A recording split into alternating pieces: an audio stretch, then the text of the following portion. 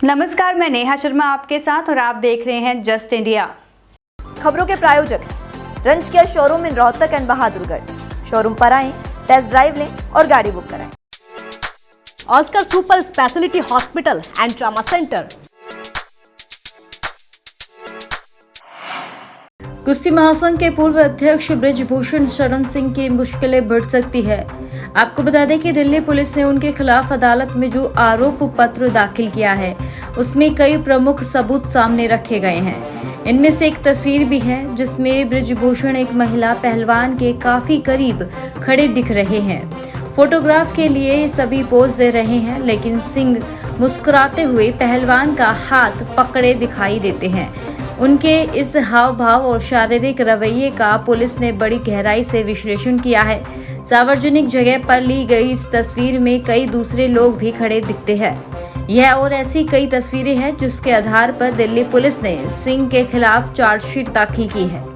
बृजभूषण सिंह के खिलाफ कुल 21 गवाहों ने अपना बयान दिया है। कब हुआ, कहाँ हुआ, किसके साथ हुआ, और साथ ही साथ ये भी कहा था कि अगर एक भी प्रकरण मेरे ऊपर साबित हो जाएगा तो मैं फांसी पर लटक जाऊंगा।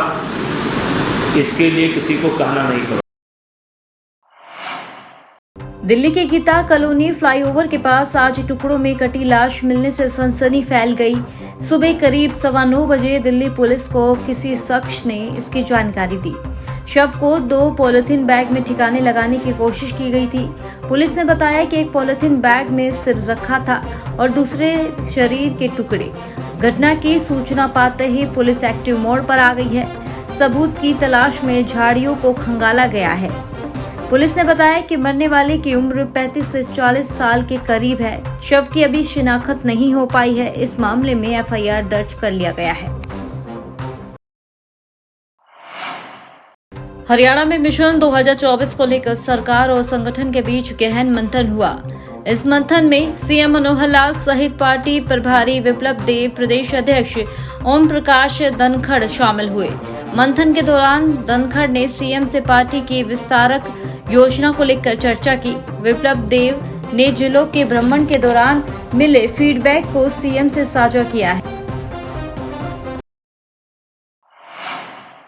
जींद में विधानसभा में नेता प्रतिपक्ष रहे और इनेलो के प्रधान महासचिव अभय सिंह चौटाला ने सीएम मनोहर लाल पर अब तक का सबसे बड़ा राजनीतिक हमला बोलते हुए सीएम को ठेकेदार बताया। उन्होंने कहा कि सीएम मनोहर लाल ठेकेदार बन गए हैं।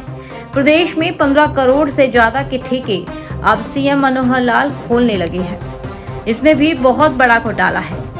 अभय सिंह चौटाला ने डिप्टी सीएम दुष्यंत चौटाला और भाजपा के वरिष्ठ नेता पूर्व केंद्रीय मंत्री वीरेंद्र सिंह पर भी हमला बोला। उन्होंने कहा कि दोनों ने उचाना के लोगों को सीएम के नाम पर ठगा है। हरियाणा के झज्जर में एक युवती के साथ दुष्कर्म किया गया। युवती गुरुग्राम की एक कंपनी में काम करती है। युवक ने उसे लिफ्ट देकर हवस का शिकार बनाया। पुलिस ने युवती की शिकायत पर केस दर्ज कर कार्रवाई करते हुए आरोपी युवक को गिरफ्तार कर लिया है। जानकारी के अनुसार झज्जर का रहने वाला युवक सुरेंद्र घूमने के लिए उत्तर प्रदेश गया हुआ था। जब वह घूमकर झज्जर लौट रहा था तब उत्तर प्रदेश की एक युवती ने उससे हरियाणा के गुरुग्राम के लिए लिफ्ट मांगी थी। युवती गुरुग्राम के एक कंपनी में नौकरी करती है और अपने घर से गुरुग्राम लौट रही थी। हरियाणा के रोहतक में कार सवार ने 2 बाइकों पर सवार 4 लोगों को टक्कर मार दी। इससे चारों को गंभीर चोटें आई। इन्हें उपचार के लिए रोहतक पीजीआई में लाया गया है और यहां पर डॉक्टरों ने 3 को मृत घोषित कर दिया। वहीं एक की हालत अभी गंभीर है। तो वहीं हादसे के बाद चालक कार को छोड़कर फरार हो गया। मिली जानकारी के अनुसार कार ड्राइवर नशे में था और तेज रफ्तार में गाड़ी चला रहा था, जिसके कारण ये हादसा हुआ। कार ड्राइवर जींद की तरफ रोहतक आ रहा था। मंगलवार देर रात को जींद बाईपास चौक के पास रोहतक से अपने गांव जा रहे बाइक सवार गांव लाखन मजरा निवासी जय भगवान और उनके बेटे यश को टक्कर मार दी।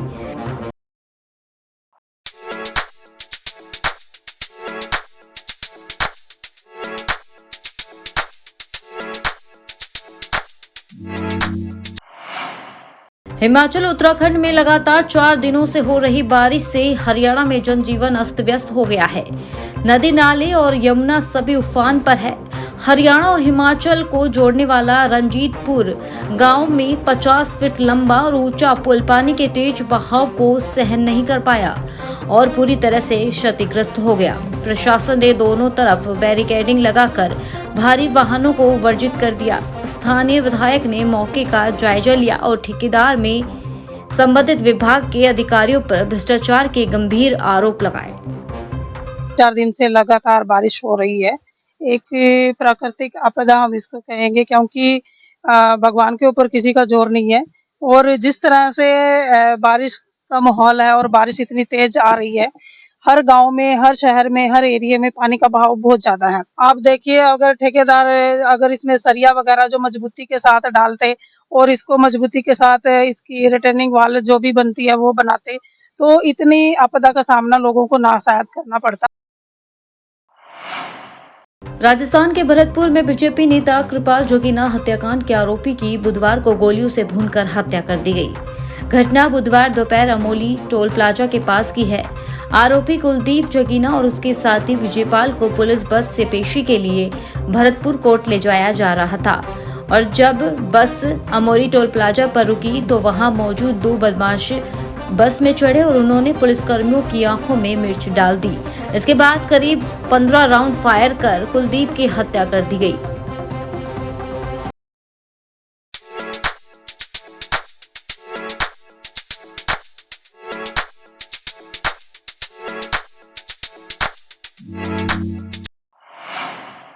मध्य प्रदेश के सीधी में हुए पेशाब कांड के बाद आदिवासी छात्राओं के साथ हुई एक और घटना प्रदेश में सामने आई है।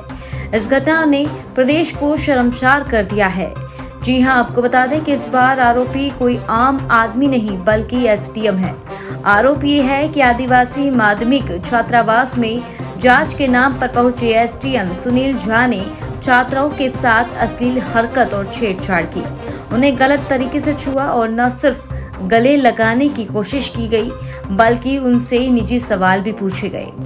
पुलिस ने आरोपी एसडीएम को गिरफ्तार कर लिया है और उसके खिलाफ पॉस्को और SC/ST एक्ट की धाराएं लगाई गई है। इसमें झाबुआ के कोतवाली थाने में एक प्रकरण पंजीबद्ध हुआ है जिसमें डिप्टी कलेक्टर SDM जो यहाँ के अधिकारी हैं उनके विरुद्ध पुलिस को शिकायत मिली थी कि कुछ बच्चों के साथ में छेड़छाड़ के संबंध में शिकायत थी।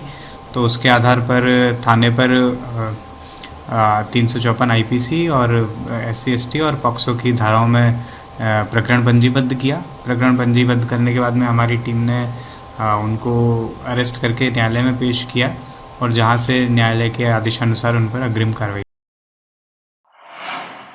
खबरों में फिलहाल इतना ही। देखते रहिए जस्ट इंडिया। नमस्कार।